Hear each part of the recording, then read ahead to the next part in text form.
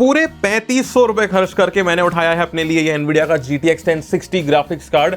पर जहां नॉर्मल वाले 1060 के अंदर आपको 6 GB की वीरैम मिलती है, वहीं पे ये जो है ये उसका कट डाउन वेरिएंट है जिसमें आपको 3 GB की वीरैम मिलती है। थोड़े से इसमें कूड़ा कोर्स भी कम है, लेकिन प्राइस इसका 3500 रुपए है, विच इज इनसेन। अब क्योंकि ये 10 साल पुराना ग्राफिक्स कार्ड है तो इसमें आपको ना रे ट्रेसिंग मिलती है, ना पाथ ट्रेसिंग मिलती है, ना ही कोई DLSS मिलता है।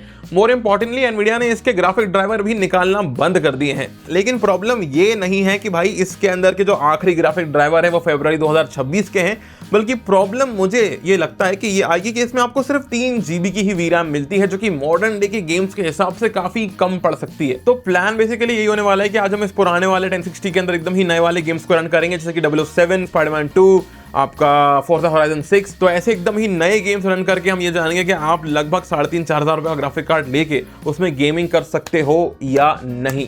वैसे जो भी तुम गेम प्ले देखने वाले हो आज के वीडियो के अंदर, वो प्रॉपरली अलग से सेपरेट मशीन के अंदर एलगाटो से रिकॉर्ड हुआ है, तो तुमको जो भी दिख रहा है वही रियल गेम प्ले होगा। ऑल्सो जिस कंप्यूटर के अंदर मैं ये ग्राफिक कार्ड लगाने वाला हूं वो है ये वाला पीसी मेरा। इसमें है Ryzen 730 700X एंड 16 GB की DDR4 रैम प्लस ये वाला मेरा GTX 1060 3 GB का कार्ड। तो अभी without any further ado let's start the video with Spiderman 2। सबसे पहले तो मैंने सारे ही गेम्स को इस वीडियो के अंदर फुल HD पे टेस्ट किया है। फिर जहां एनवीडिया ने GTX कार्ड्स में कोई भी DLSS का सपोर्ट नहीं दिया है, वहीं भला हो AMD का, बिकॉज AMD का FSR ओपन सोर्स है, जिस वजह से इस पुराने कार्ड के अंदर भी तुम गेम्स के अंदर FSR की अपस्केलिंग एंड फ्रेम जनरेशन दोनों को ऑन कर सकते हो। तो फाइनली मैंने यहाँ स्पाइडरमैन 2 के अंदर FSR को क्वालिटी पे सेट किया, फ्रेम जनरेशन को ऑन किया, इन सेटिंग्स को लो पे डाल दिया।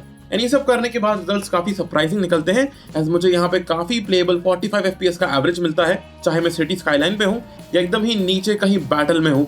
गेम इजीली प्लेएबल है एट अराउंड 45 FPS।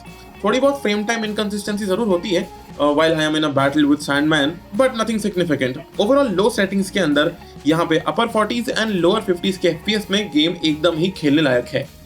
नेक्स्ट अब मैंने ट्राई किया फोर्जा होराइजन 6। यहाँ गेम स्टार्ट होने के पहले ही एरर आ जाता है कि आपका ग्राफिक्स कार्ड सपोर्टेड नहीं है, पर थैंकफुली तुम इग्नोर पे क्लिक करके गेम को स्टार्ट कर सकते हो। गेम के अंदर मैंने इस बार FSR की जगह पर टेम्परल एंटी एलियासिंग का इस्तेमाल किया, बिकॉज कॉन्स्टेंटली तेज मूवमेंट में वो गेम्स के फ्रेम्स को ज्यादा डिफाइंड रख पाता है। देन गेम के अंदर मीडियम ग्राफिकल सेटिंग पे इन गेम बेंचमार्क का रिजल्ट आया 33 FPS का। वहीं जब मैंने गेम को लो सेटिंग्स पर रन किया तो इन गेम बेंचमार्क का रिजल्ट आया 44 FPS का। वैसे मीडियम सेटिंग्स पर ये गेम कभी कभी क्रैश भी हो जाता है, इसलिए आइडियली तुमको फोर्जा होराइजन 6 को भी लो सेटिंग्स पर ही रन करना चाहिए, because at that graphical preset game एकदम ही स्टेबल एंड स्मूथ चलता है। अगला गेम जो मैंने यहाँ पे टेस्ट किया वो था प्रैग्माटा, एंड ये सबसे बेटर चला।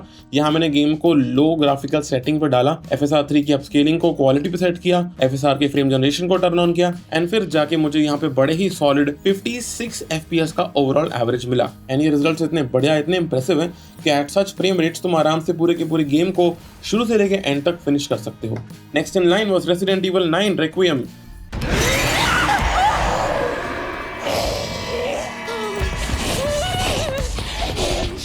Now low settings पे गेम रन किया, along with FSR set to quality and frame generation turned on, and यहाँ ग्रेस के इस सेगमेंट के अंदर मुझे मिले average frame rates of 73 FPS। ये बहुत ज्यादा स्मूथ और प्लेबल एक्सपीरियंस था।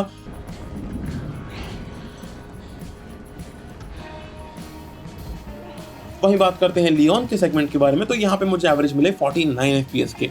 Now be honest, ये गेम लो सेटिंग्स पे काफी वेल डिफाइंड, काफी सुंदर दिखता है। And even though GPU only offers you 3 GB of VRAM, अभी तक किसी भी गेम के अंदर मुझे कोई मेजर स्टटरिंग या major inconsistency in frame time issues वगैरह देखने को नहीं मिले। एंड ऐसा बोलते ही अगले ही गेम यानी कि गॉड ऑफ वॉर में, जो कि थोड़ा सा पुराना गेम है, यहाँ पे मुझे ढेर सारे विजुअल आर्टिफैक्ट्स देखने को मिले, जहाँ गेम काफी इजीली प्लेबल है एट अराउंड 50 FPS।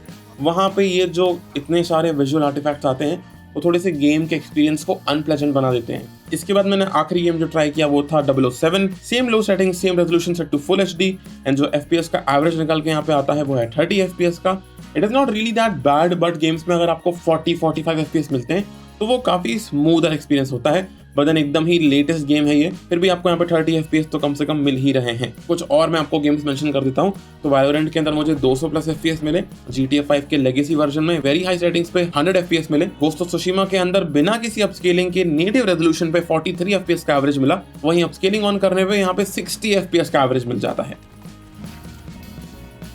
ना ये सारे के सारे रिजल्ट्स को देख के इतना समझ में आता है कि अगर आपके पास कोई पुराना ग्राफिक्स कार्ड है जो कि आपने लगभग 15,000 से ऊपर का परचेस किया था, एंड बाय पुराना आई मीन लगभग 10 साल पुराना ग्राफिक्स कार्ड, तो उस ग्राफिक कार्ड के साथ आप आज की तारीख में यानी कि 10 साल के बाद में भी मॉडर्न डे गेम्स के ऊपर लो सेटिंग्स पे फुल एचडी में गेम्स को प्रॉपरली रन कर सकते हैं। या ऑन दी अदर हैंड अगर आप आज की डेट के अंदर कोई ग्राफिक कार्ड परचेस करते हैं जिसका प्राइस लगभग 3,500, 4,000, 5,000 रुपए है, तो आप उसको लेकर भी गेम्स डेफिनेटली प्ले कर सकते हैं एज लॉन्ग एज आप ओके हैं with playing the game at low settings और मीडियम सेटिंग। हालांकि मैंने टोटल 14,000 रुपीज खर्च करके 2 ग्राफिक्स कार्ड परचेस किए थे, एक तो है ये वाला और दूसरा वाला ग्राफिक्स कार्ड ये है। Now if you know what GPU is this, let me know in the comments down below, and इस वाले ग्राफिक्स कार्ड को मैं कवर करूंगा in the next वाला video. Also yes, I have to give a shout out to AMD because उनकी वजह से ये जो पुराने ग्राफिक कार्ड्स हैं, ये ग्राफिक कार्ड्स चालू हैं, अदरवाइज ये ग्राफिक्स कार्ड की वाट लग गई होती गाइस। बिकॉज FSR के अंदर तुम फ्रेम जनरेशन को ऑन कर सकते हो, तुम अपस्केलिंग को ऑन कर सकते हो, तो ये सारे के सारे फीचर्स जो एकदम ही नेसेसरी पड़ते हैं नए गेम्स के अंदर, वो आपको FSR की वजह से मिल जाते हैं। And that's why AMD is doing a great job by offering these features to these older GPUs, वरना ये तो बेचारे, क्योंकि एनवीडिया ने तो यहाँ पे कोई भी सपोर्ट नहीं दिया हुआ है, तो इसलिए great job AMD, and that's it for this one guys. I hope you like the video. अभी के लिए like, share, subscribe and I'll see you all soon in the next one.